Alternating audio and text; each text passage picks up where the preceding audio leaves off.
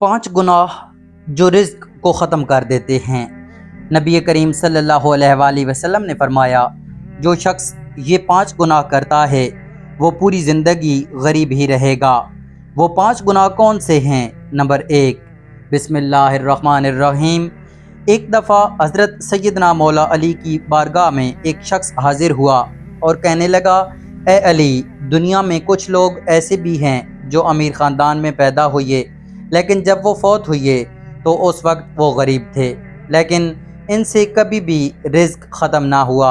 लेकिन इसके साथ साथ दुनिया में ऐसे लोग भी पाए जाते हैं जो चंद अरसे के लिए अमीर होते हैं लेकिन बाद में फिर से गरीब होते हैं। रिज़्क़ इन लोगों से छीन लिया जाता है। इस शख्स ने पूछा, या अली, वो कौन से ऐसे गुनाह हैं जो रिज़्क़ में कमी लाते हैं और रिज़्क़ को ख़त्म कर देते हैं?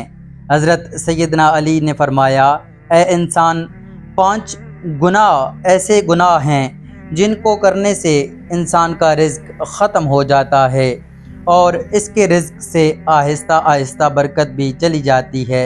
उस शख्स ने पूछा, या अली, वो 5 गुनाह कौन कौन से हैं? हज़रत सैयदना मौला अली रज़ी अल्लाह ताला अन्हो ने फरमाया कि वो 5 गुनाह ये हैं। नंबर 1, सूद खाना। रसूलुल्लाह सल्लल्लाहु अलैहि वसल्लम के पास जिब्राईल अलैहिस्सलाम अल्लाह का हुक्म लेकर पेश हुए और हज़रत जिब्राईल अलैहिस्सलाम ने फरमाया, ए अल्लाह के नबी सल्लल्लाहु अलैहि वसल्लम, जो लोग सूद का कारोबार करते हैं और सूद पर चीज़ें लेते हैं या देते हैं, इन लोगों को रोज़े महशर इस तरह उठाया जाएगा कि इनके चेहरे मसक कर दिए जाएंगे। एक बार रसूलुल्लाह सल्लल्लाहु अलैहि वसल्लम लोगों में खिताब फरमा रहे थे। आप सल्लल्लाहु अलैहि वसल्लम ने फरमाया, लोगों, तुम में से कौन है जो अपनी माँ के साथ ज़िना करना पसंद करता है?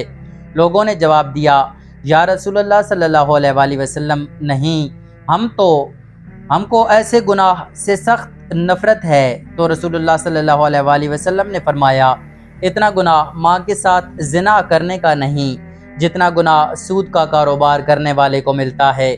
जो सूद का माल लेता है और दूसरे को मुनाफा देता है, रिज़्क़ के कम होने और रिज़्क़ को ख़त्म करने की असल वजह सूद है।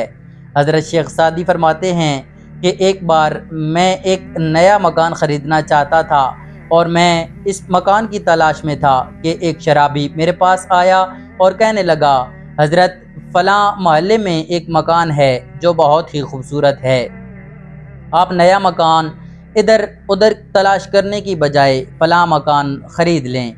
मैं भी इसी महल्ले का हूँ, इस तरह मैं आपका हमसाया बन जाऊँगा और इस मकान में कोई ऐब भी नहीं। हज़रत शेख सादी रहमतुल्लाह अलैह फरमाने लगे, ए नादान बंदे, इससे बड़ा और क्या ऐब हो सकता है कि तू मेरा हमसाया बन जाए, क्योंकि तू तो सूद का कारोबार करता है और सूद से बड़ा कोई ऐब नहीं। यही तो सबसे बड़ा ऐब है कि वो मकान लेने से तू मेरा हमसाया बन जाएगा। अगर वो मकान मुझे मुफ्त में भी मिले तो मैं ऐसा मकान कभी भी नहीं ख़रीदूँगा। हज़रत शेख सादी ने फरमाया कि तेरे मरने के बाद इस मकान की कीमत 10 गुना से भी ज़्यादा भर लूँगा। नंबर 2, हज़रत सैयदना अली रज़ी अल्लाह ताला अन्हो ने फरमाया कि दूसरा सबसे बड़ा गुनाह कि तुम किसी नेक और परहेज़गार औरत पर इल्ज़ाम लगाओ या तोहमत बांधो। कुरान करीम ने अल्लाह पाक फरमाता है कि जो लोग नेक औरतों पर तोहमत लगाते हैं, वो औरत जो हर वक्त मेरी रहमत की आगोश में रहती है, जिन पर हर घड़ी मेरी रहमत की बारिश बरसती है, वो नमाज अदा करती है, बापर्दा रहती है और मुत्तकी हैं। जो लोग ऐसी औरतों पर तोहमत लगाते हैं, मुझे कसम है अपनी ज़ात की कि मैं उस वक्त तक उन लोगों को माफ़ नहीं करूँगा जब तक वो नेक औरतें इनको माफ़ न करें जिन पर उन्होंने तोहमत बांधी। जिस तरह माँ अपनी औलाद के ख़िलाफ़ एक लफ्ज़ भी सुनना पसंद नहीं करती, इसी तरह अल्लाह पाक अपने नेक बंदों के ख़िलाफ़ भी कोई लफ्ज़ सुनना पसंद नहीं करता। हज़रत ईसा अलैहिस्सलाम के पास एक बूढ़ी औरत आई। उसने कहा, ए ईसा, मेरे शोहर 30 साल पहले फ़ौत हो चुके हैं। मैं इनसे बहुत मोहब्बत करती थी। अब हर रोज़ मेरा शोहर मेरे ख्वाब में आता है और मेरे घर ख्वाब में आके मुझे कहता है कि मेरी कब्र पर आकर मेरी कब्र को खोद कर देखो। हर रोज़ میری خواب میں آ کے یہی کہتا ہے کہ ایک بار میری قبر کھودو اور میرا چہرہ تو دیکھو۔ اے عیسیٰ، میں بہت ہی دور سے چل کر یہ مسئلہ آپ کے پاس لے کر آئی ہوں۔ حضرت عیسیٰ علیہ السلام نے کہا، آؤ میں بھی آپ کے ساتھ آپ کے شوہر کی قبر کھودنے کے لیے جاتا ہوں۔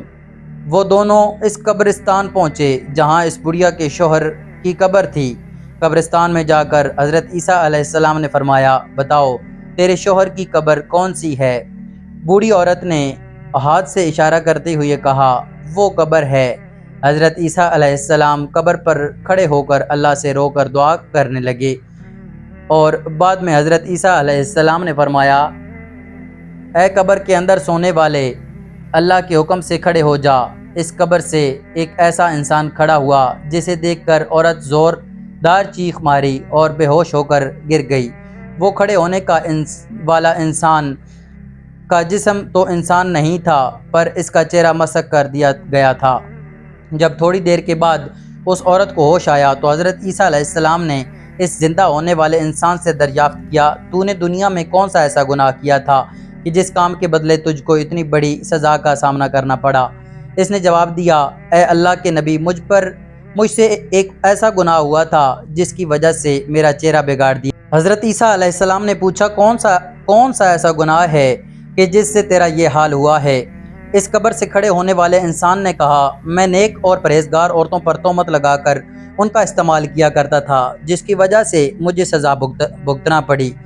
روز محشر ہی میں ان لوگوں کے ساتھ ہی اٹھایا جاؤں گا جن کے چہرے مسخ شدہ ہوں گے۔ نمبر 3، حضرت سیدنا مولا علی رضی اللہ تعالیٰ عنہ نے فرمایا کہ اللہ تعالیٰ کو کسی کا شریک ٹھہرانا بہت بڑا گناہ ہے۔ اللہ کے ساتھ کسی کو شریک مت ٹھہراؤ، شرک مت کرو۔ روز محشر ہر گناہ اللہ معاف کر سکتا ہے، لیکن اس کے گناہ چاہے آسمان و زمین میں موجود ہوں، ہر چیزوں سے بھی زیادہ ہوں، اگر اللہ اس انسان کو چاہے تو معاف کر دے گا، لیکن شرک کرنے والے کو کبھی معافی نہیں ملے گی، کافر لوگوں کی کبھی بخشش نہیں ہوگی۔ نمبر 4، حضرت سیدنا علی رضی اللہ تعالیٰ عنہ نے فرمایا کہ چوتھا گناہ کسی پر جادو کرنا ہے، کسی کا جینا حرام کرنے کے لیے، کسی کی خوشیاں چھیننے کے لیے، اس پر جادو کرنا کہ اس کے پاس فلاں رزق کیوں ہے، اس کو جادو کے ذریعے ختم کر دینا۔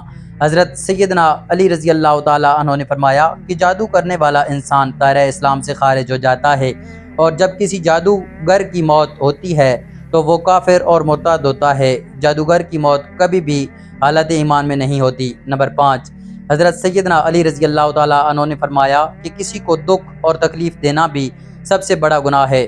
کسی کو دکھ دینا، کسی کا جینا حرام کر کے خود خوش ہونا، کسی کو رلا کر خود خوش ہونا، یہ بھی ایک بہت بڑا گناہ ہے جس سے ہمارا رزق ختم ہو جاتا ہے۔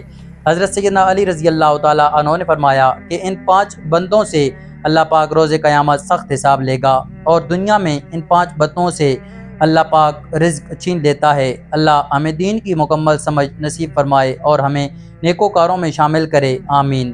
کمنٹ باکس میں اللہ تعالیٰ کے 99 ناموں میں سے ایک نام ضرور ٹائپ کریں، شکریہ۔